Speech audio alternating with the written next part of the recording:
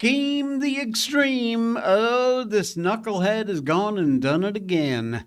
AI mongers don't care about humanity's interests and using your hands instead of your head. I'll explain that coming up.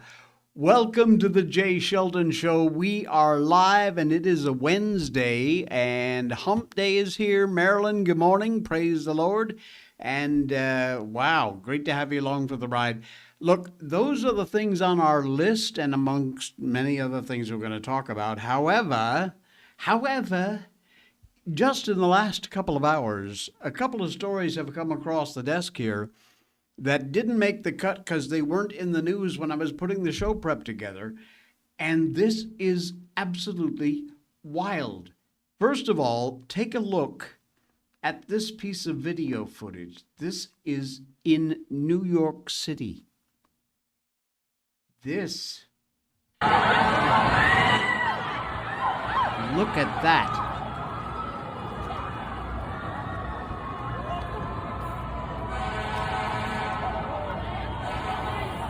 That's not AI, folks. Good morning, Danny. Look at that. Man, that is some scary stuff. What happened? Well, emergency crews rushed to Lower Manhattan after an SUV burst into flames and exploded, and that happened right next to that charging bull statue and Bowling Green. That was last night. According to reports, the incident happened around 5:50 p.m. to 6 o'clock local time in New York near Broadway and Stone Street. Thick black smoke, flames rocketing into the air as you just saw that. Witnesses footage shared across social media show the vehicle fully engulfed in flames just moments before a huge explosion was heard, scattering debris all across the area. The vehicle's been described as an Infiniti QX60 SUV. Officials have not confirmed that yet. And Fire Department New York responded to the incident, worked to bring the blaze under control, and police secured all the surrounding streets. Early reports are no injuries, no deaths in this, which, looking at that footage, is freaking amazing nobody got hurt. But man, that happened in New York City, right at the statue of the charging bull. That is insane. Another thing that happened just last night in these elections. I'm sorry, Mr. Trump, but I'm going against you this time. I'm a big supporter, you know. I got the MAGA hat over in the back here. But I totally disagree on this one. You got to understand what just went on in the last 24 hours. Thomas Massie lost the most expensive House primary in American history. Over $30 million was spent by pro-Israel groups to get rid of that congressman from the Kentucky district. AIPAC, RJC, Miriam Adelson, Paul Singer, all in against a single man in a very safe red district who kept naming them out loud. His opponent, Ed Galtrain, Trump-backed retired Navy SEAL, won. Massie has to track him down to make a concession call. His exact words at this concession speech were, I'd have come out sooner, but I had to call my opponent to concede, and it took a while to find him in Tel Aviv. Now, obviously he was joking, or maybe not.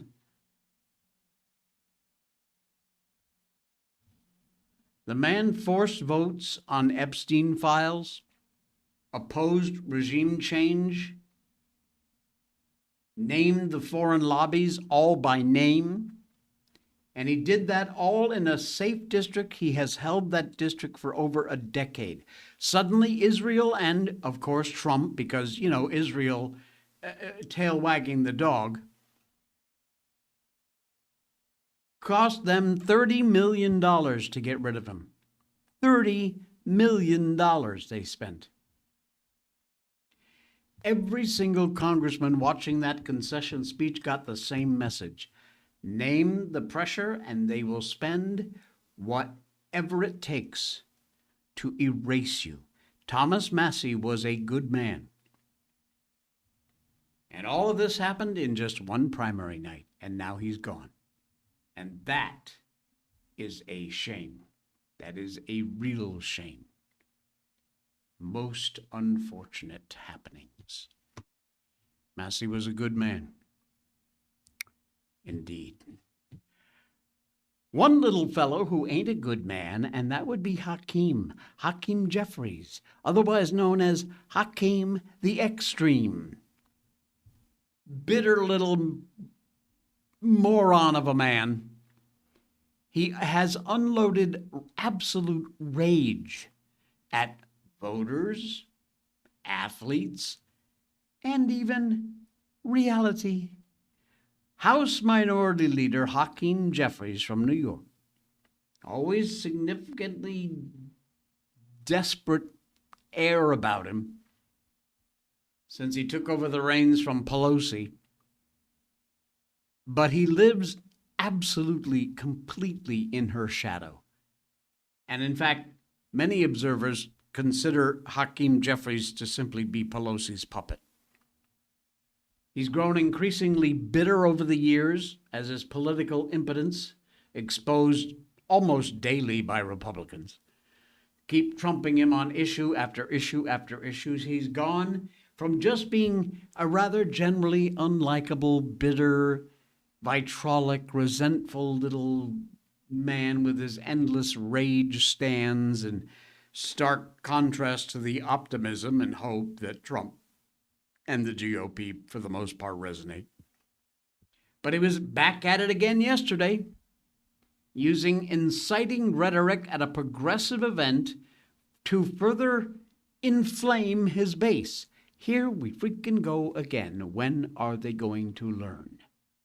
Even in an era where we've seen increased political violence, this is the kind of language he explicitly finds appropriate. He thinks, oh, this is okay. Listen, Jeffries, who stands to gain the House Speaker's gavel if Democrats take the majority in the midterms, said that, quote, part of how we as House Democrats view this moment, either MAGA extremists are going to break the country, or we're going to break them, and our goal is to break them. During this panel, Jeffries assured, quote, as a guarantee, we're taking back control of the United States House of Representatives in November. We will defeat them, he continued. We have to beat them electorally, and then we have to break their spirit because of the extremism that's being released on the American people that is completely and totally unacceptable. What even is this? He wants to break over half the voters in the country, some 77 million people? Is that what you're trying to say, Hockey? They chose Trump in 2024. You want to break them? That's pretty sick, pal.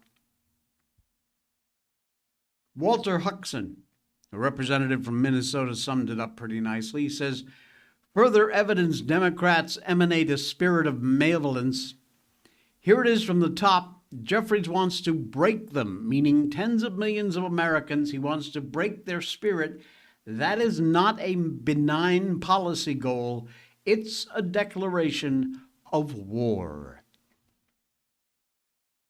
Nick Searcy, conservative actor, director, producer, and author, director of Gosnell, he had some choice words for the New York rep. He said, the good guys don't say things like this. The supervillains do. Oh, but he wasn't done. Oh, no.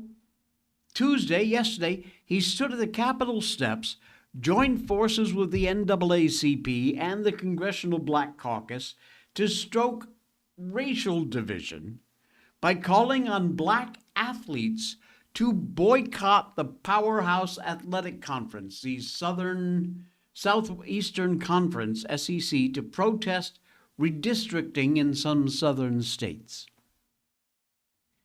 Sorry, you mean the kind of redistricting efforts that you rather heartily endorsed just days ago in Virginia? Is that what we're talking about there, Hockey?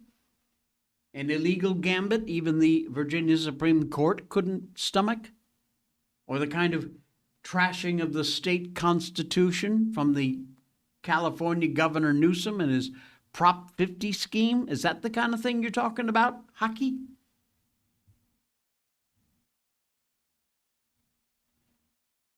Bitterness, anger, fear, hate, all part of the Democrats' main political postures ever since Biden was finally exposed as being the puppet president that he was. Hakeem's even outdoing his counterpart in the Senate, Chuck Schumer. And folks, it is all extremely dangerous. Very, very, no matter how much rage and rhetoric Jeffrey spouts, it will never make him captivating or appealing to virtually anybody except the extreme lefties in the party. Most hardcore fans. And there's not many of those left because he has stepped in it more than once. He is doing a ton of damage. It ain't healthy. Daddy, I will never vote Democrat, but honestly, I'm getting a little sick of both sides. Trump's second term is not the same as his first. I would have argued with you up until yesterday, and now it's an Israel thing. Please, it's not an anti-Semitic thing. It's not an anti-Jewish thing. It's an Israel thing as a state. I know it is a Jewish state, but that doesn't enter into it.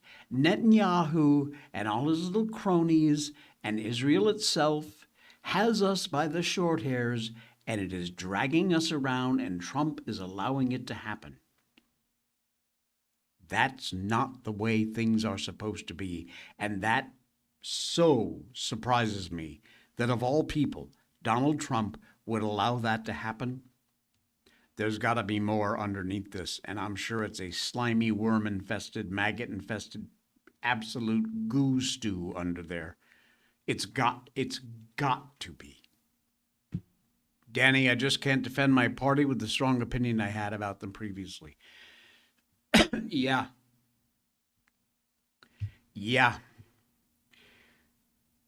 San Diego mosque shooting, you heard about that, I'm sure. Will a security guard's actions went way above and beyond and actually saved a whole bunch of kids. That is a horrible story. There's more behind the scenes I'll talk about in a minute.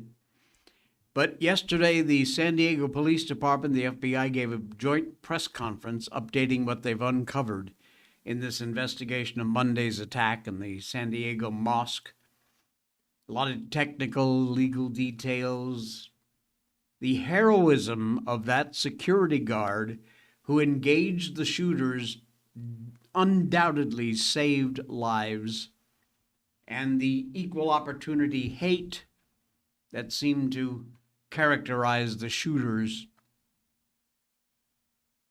There is the entire presser is actually online if you want to watch it. It's like a half hour long. I obviously can't play the whole thing here. But some of the key items, San Diego Police Chief Scott Wall talks about the security guard, Amin Abdullah. I talked yesterday about the heroic actions of the security guard at the Islamic Center. I had no idea just how heroic those actions were. The individuals that did this heinous act ran past the security guard, most likely not knowing he was there. He immediately observed a threat to everybody at the mosque and began to engage them with gunfire. Both suspects returned fire. You can see the security guard reach for his radio and put the mosque on lockdown protocol. He then continued to engage in a gun battle with the two suspects. His actions, without a doubt, delayed, distracted, and ultimately deterred these two morons, scumballs, from actually gaining access to the greater area of the mosque, where up to 140 kids were within 15 feet of these suspects. Very, very tragically, he lost his life in that gun battle. The guard in this instant behaved absolutely flawlessly in what can only be described as a completely heroic effort. He engaged the threat, deterred them, certainly knowing as he did that he was risking his own life, didn't hesitate, kept his head enough to call for a lockdown, and in doing that, absolutely saved dozens and dozens of lives. Did you notice, however, that they are not naming the shooters? In fact, they even said, "I'm not going to name the shooters." That was at the press con. You want to know why? They flat out refused to name the mosque shooters because it was a trans couple. Yeah. Sorry, but I just can't be surprised by this crap anymore. What you will not hear from us today is the names of these two suspects. Today is about our victims in our community coming back together again. They wouldn't name the two shooters, who, by the way, shut their own lights off in a car in the parking lot.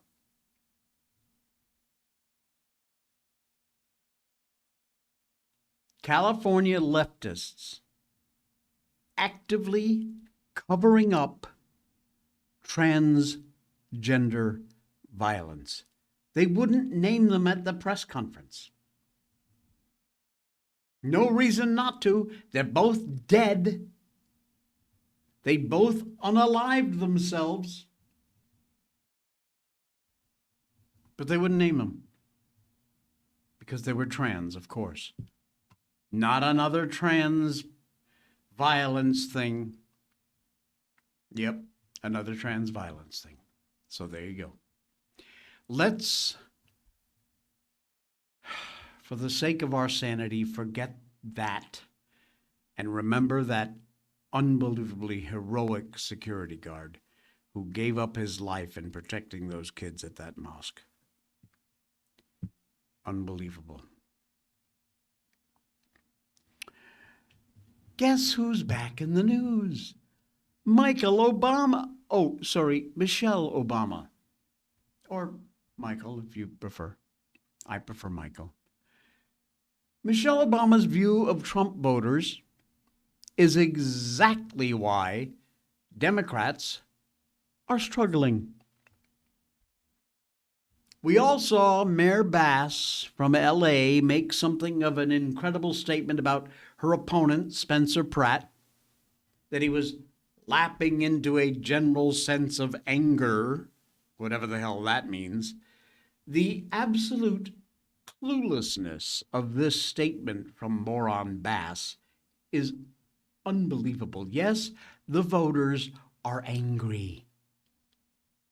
They're angry because the Democrat politicians, just like Bass, including Bass, have absolutely failed them.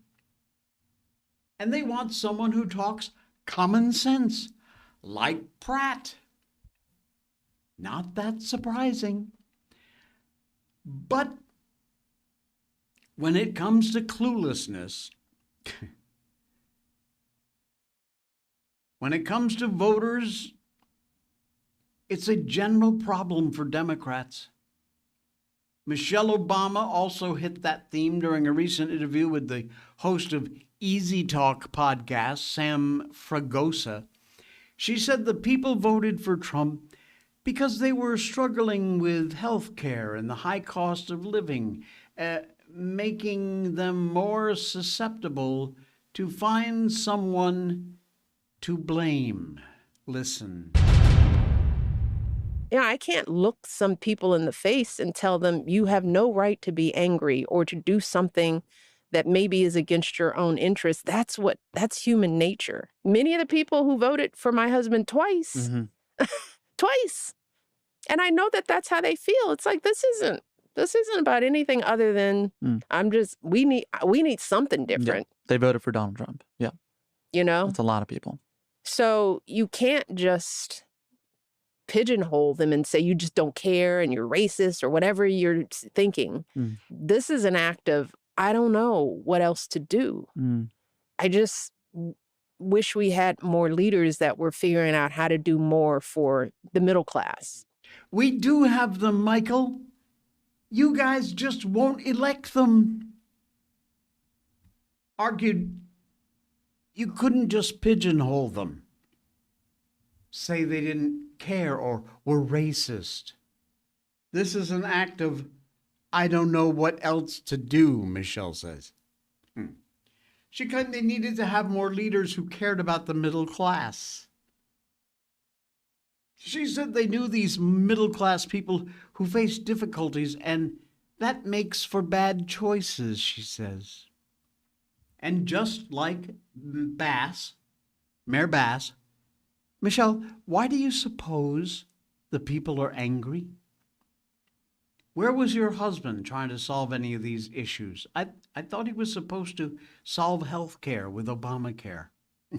Not really. Solved abso-freaking-lutely nothing, made it worse. But the phrasing is just so insulting to the voters. Seriously. She doesn't get that she's being insulting. She doesn't understand it. She's so far out of the loop. As though the voters didn't understand what they were doing. They're too stupid. They made bad choices. No. Rather, the voters were making a very affirmative decision for policies they believed in after politicians like her husband failed miserably. They voted for Donald Trump because they wanted things like border security, tax cuts, and guess what? We got it.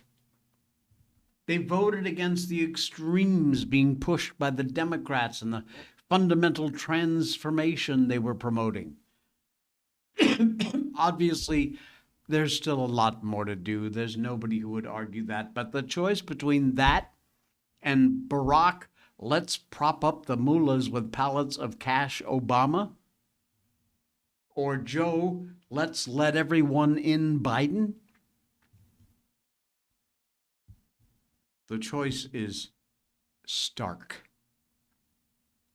Michelle said she felt like the country was confused.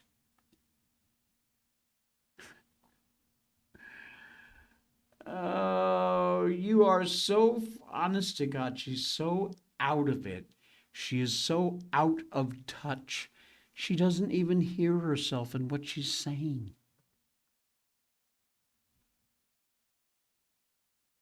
This is where the Democrats are.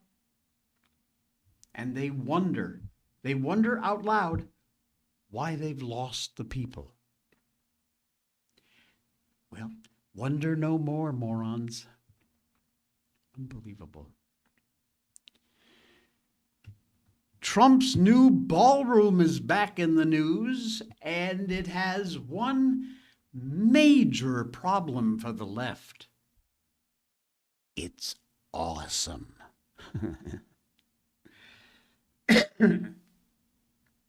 In addition to making America great again, Trump is working to make Washington, D.C. beautiful again. And that is a good thing. On Tuesday, yesterday, Trump spoke to the assembled media on the White House grounds, providing some updates, commentary on the status of the ongoing White House ballroom construction. The key takeaway, Trump says the admin will get little, if any, use out of this. It won't be finished in time, but future admins will get a lot of use out of it. When this is finished, my term ends shortly after that. This is really for other presidents. This is not for me. This is my gift to the United States of America. I'm going to be able to use it very little because when it's finished, we're talking about 6 or 7 months. But it will be used for hopefully hundreds of years for other presidents. And there will never be anything like this built again. There'll never be a room built like with the safety. As an example, if we had the White House Correspondents' Dinner here, it would have been no problem. What a noisy, crappy place to have a press con. My goodness. The White House, more than just another federal building, of course. Home of the president, the commander-in-chief of the military, head of the executive branch, the head of state for our country. It should be modern, should have all the whistles and bells, of course. We're America, for crying out loud. We don't do things halfway, folks. That's not the American way. Trump's got a message for all those whining about the size of the ballroom, too, by the way. He says we're right on budget and we're right on plan. The only budget change that would be that we doubled the size at the request of the military. President doubtlessly taking some criticism from the left for focusing for a few minutes on this construction while things are up popping off in the Middle East, that's for damn sure. And again, in case you need reminding, we are America. We can walk and chew gum at the same time. Perfectly capable of doing that. Even if the legacy media and the American leftists, but I repeat myself, can't seem to do that themselves. Danny, Obama is the one who set me on the path for politics. I never followed until I was a single mom under Obama's presidency. I struggled very hard. I am sorry to hear that, but the good news is you're here. You made it through. All right. Katie Turr. A little piece of advice, Katie. Perhaps you just might want to think about, maybe reading the Constitution before you make yourself look like a complete moron on national TV. I'm just making the suggestion, and we'll talk about it coming up. But before we do, we're going to talk about the world's best coffee. That, of course, would be Blackout coffee. And among the many things that Blackout coffee has are the best flavors on the planet.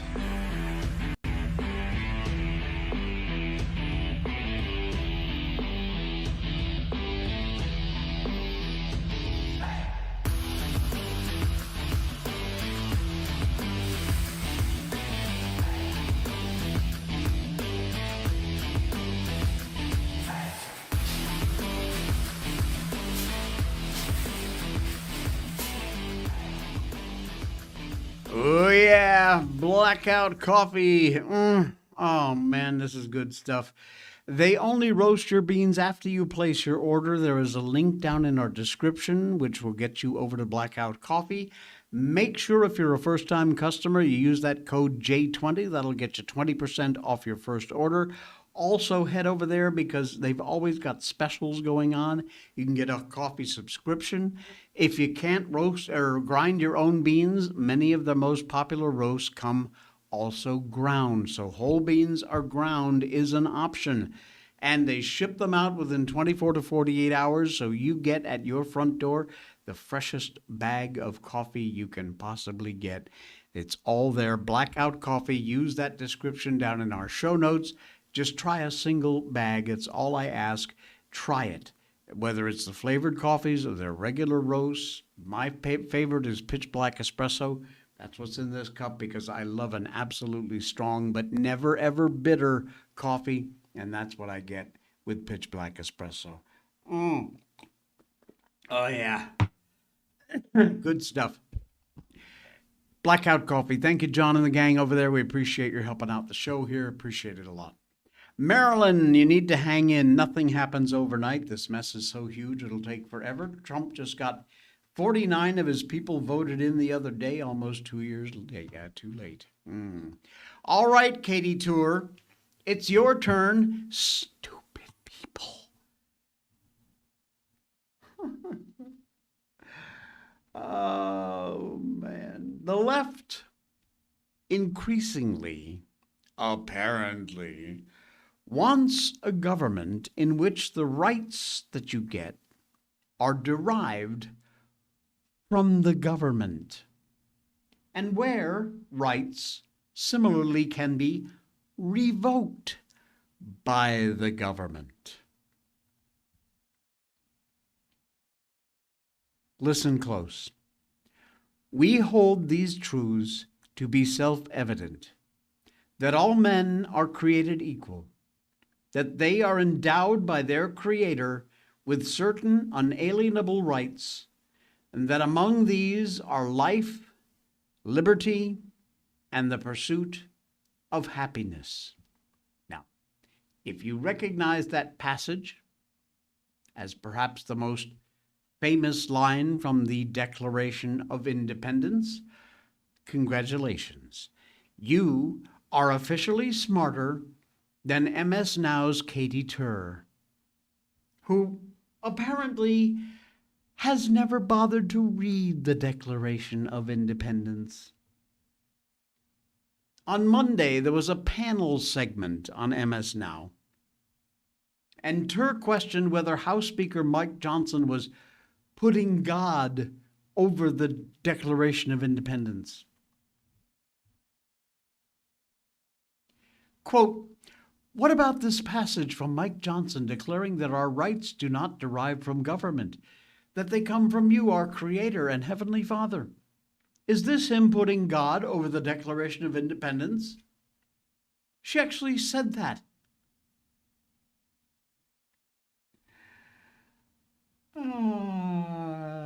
Yeah.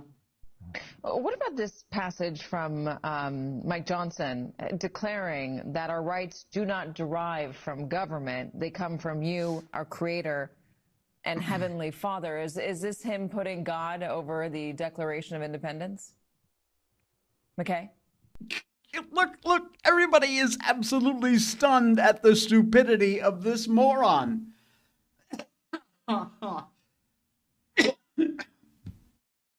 And when they did finally wake up from their stupor, nobody on the panel apparently was capable of pointing out that Johnson was merely paraphrasing one of the most famous passages in the Declaration of Independence. Atlantic writer and MS Now contributor McKay Coppins, who apparently also has not read the Declaration of Independence, said he think the idea is not wholly uncommon and not totally abnormal, as if that's slightly abnormal.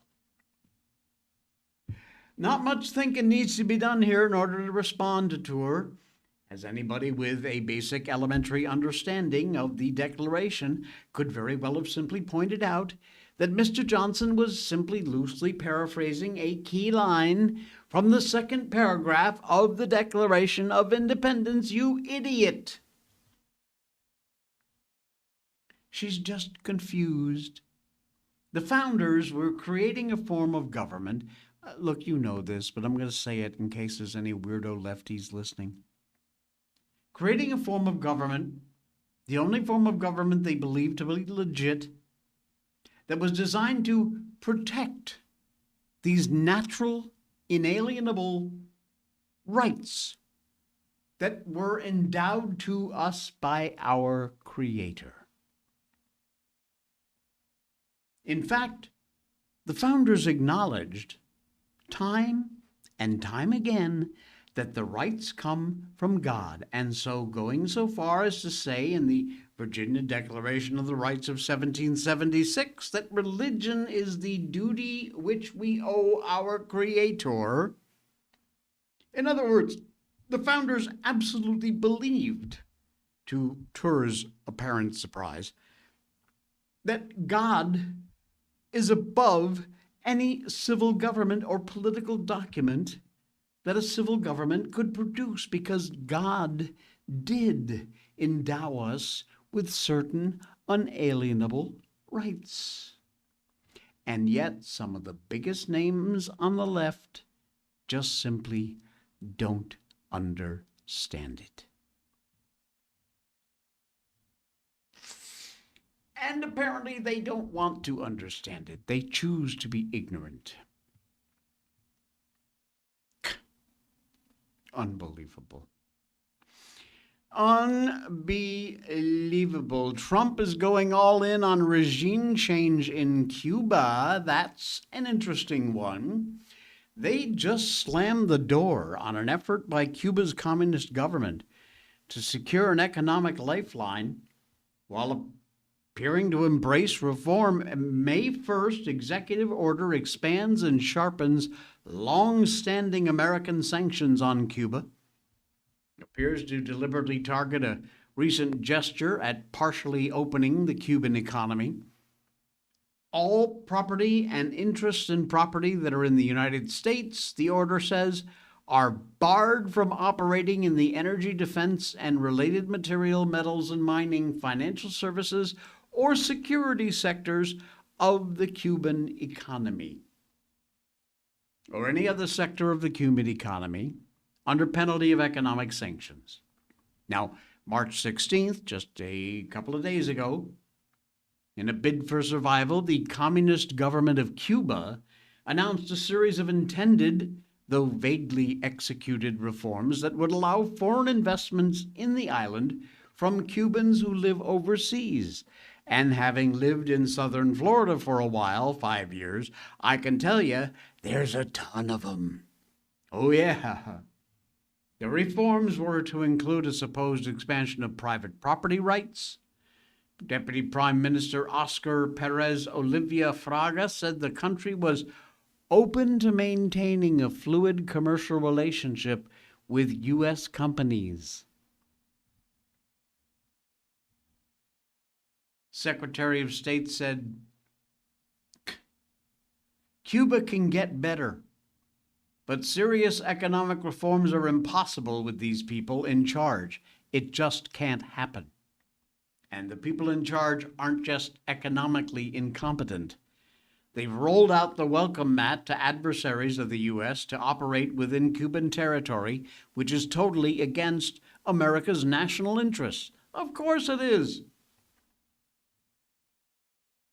And yet they want to keep on trying to open that door.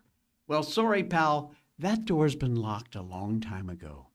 Ain't gonna happen.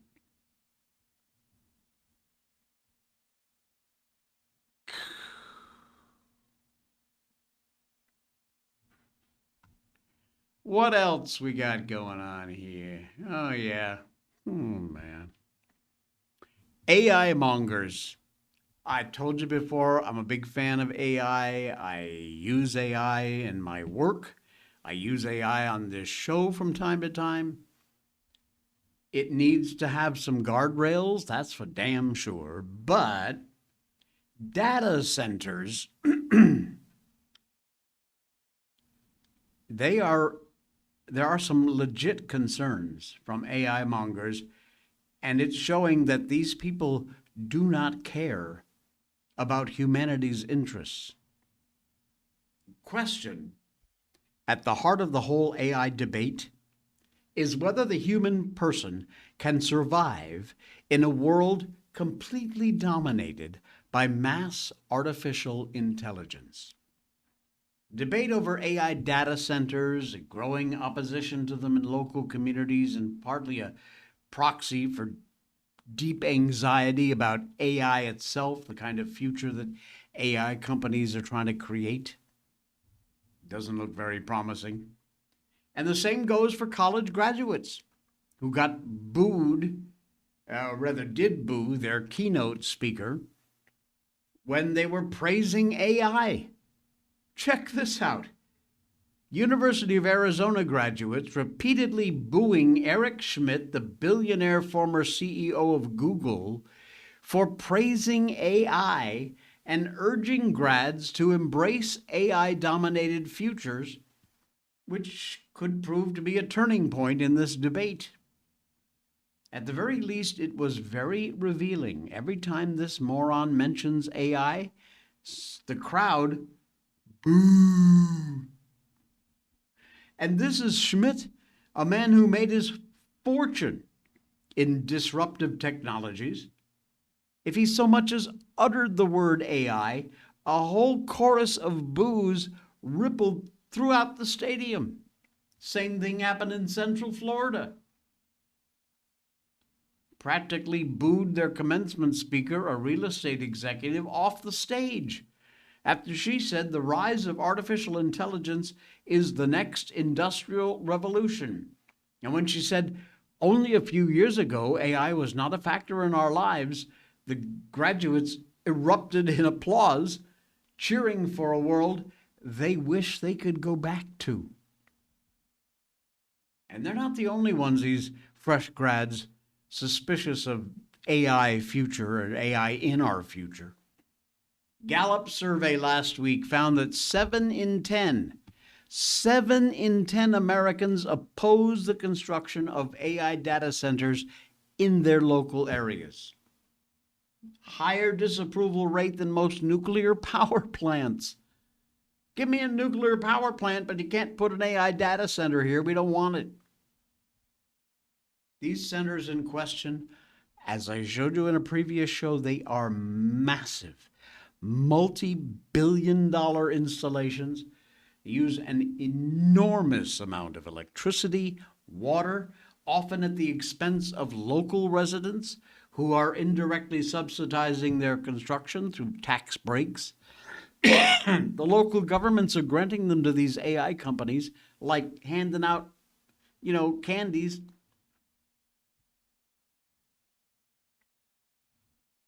They don't want them. And now these batch of fresh grads, they're not into it. Don't want it. Can't say as I blame them. Boo. Oh, man. All right. Shall we give you another example of exactly how stupid Ketanji Brown Jackson is? Oh, sure. Why not? It's just so easy. Ketanji Brown Jackson, who I would consider to be the AOC of jurisprudence, she's got some thoughts about court neutrality. This woman makes me nuts just looking at her. She spoke at the American Law Institute and warned that the Supreme Court risks looking political after handing the Louisiana redistricting case under the Voting Rights Act. She argued the court's got to guard its public image, especially in election cases, because, as the AP reported, Americans expect judges to stand apart from the partisan fights. Now, she spoke after writing a solo dissent from the court's decision allowing Louisiana to move quickly to use new maps after the court's conservative majority struck down a majority black district and weakened the Voting Rights Act. She said at a talk before the American Law Institute in Washington, D.C., public confidence is really all the judiciary has.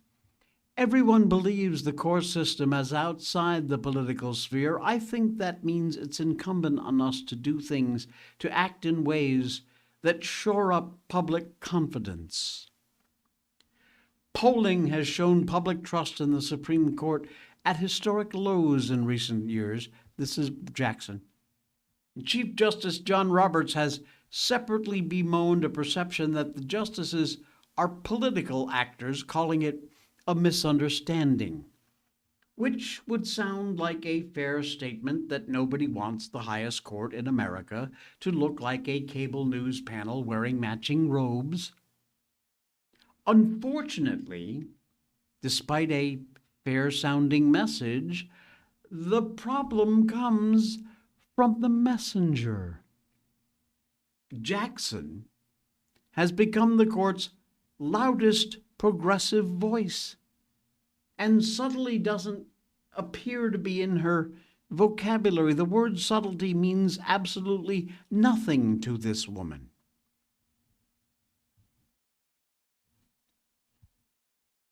In the Louisiana case, she dissented alone after the court allowed the state to quickly move with the new congressional maps.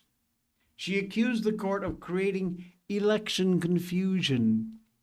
Justice Sam Alto, joined by Associate Justices Clarence Thomas and Neil Gorsuch, answered with rather unusual force and called parts of her dissent baseless and insulting.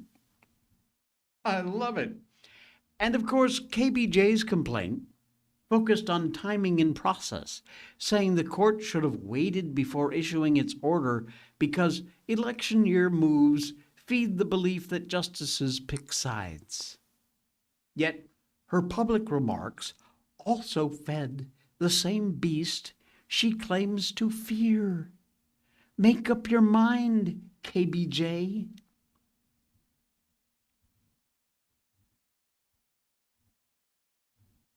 And by the way, have you yet figured out what a woman is? Can you provide a definition for the word woman? Can I provide a definition? No, Yeah, I can't. you can't? Not in Okay. this context. So you I'm not a believe the meaning biologist. of the word woman is so unclear and controversial that you can't give me a definition? Senator, in my work as a judge, what I do is I address disputes. If there's a dispute about a definition, people make arguments, and I look at the All right. law and I decide. So I'm not. The fact that you can't give me a straight answer about something as fundamental as what a woman is underscores the dangers of the kind of progressive education that we are hearing about. No, I can't tell you what a woman is. Okay. All right. You stick with that story then, huh? Okay. Are we going to get another hit because this has music in it? I hope not. Ah, Manny. Here we go. I love this video. It's not AI. This guy really did pull off this stunt. But then at the end of it, I'm going to make an observation that maybe you didn't notice. Take a look at how this guy solves the problem of getting to his car through a rather large body of water on the side of the street. Yeah, I better kill that music, because sure as hell YouTube's gonna have a problem. So, watch this. Boop, there you go.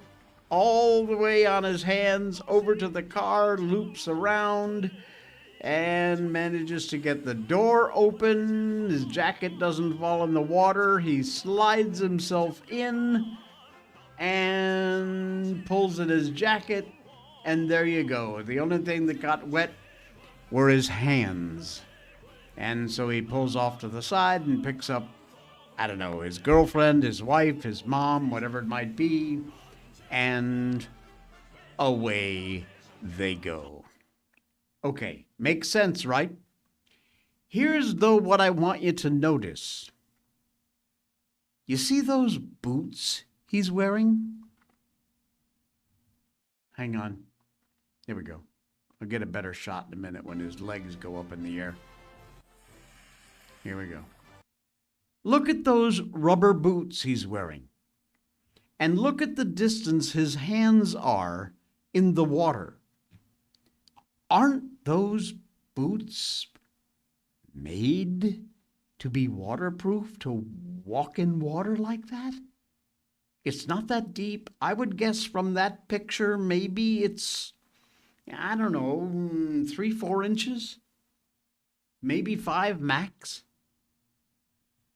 And the boots he's wearing, you can clearly see there in the picture, plenty tall enough, I think, to walk through it. And yet, Mr. Fancy Pants, gotta impress everybody. Okay, it's a cool stunt. Kudos to you, pal. But you know what? I think if you're gonna, if you had loafers on or sports shoes, another story. Wouldn't blame you. But I think you could have probably walked through the water. You would have been okay. We're done. Thank you. Thanks for popping by. Please, if you're watching on YouTube, hit the subscribe button. It's free. If you're watching on Rumble, hit the follow button. That's also free. You can make a donation to help the show keep going and keep us free. You can do that at our PayPal address, which is in our description right at the top. Also, of course, Blackout Coffee, Patriot Mobile, all of our great sponsors. Please visit them and make a purchase. That also helps the show a lot. A lot. I'll see you again tomorrow.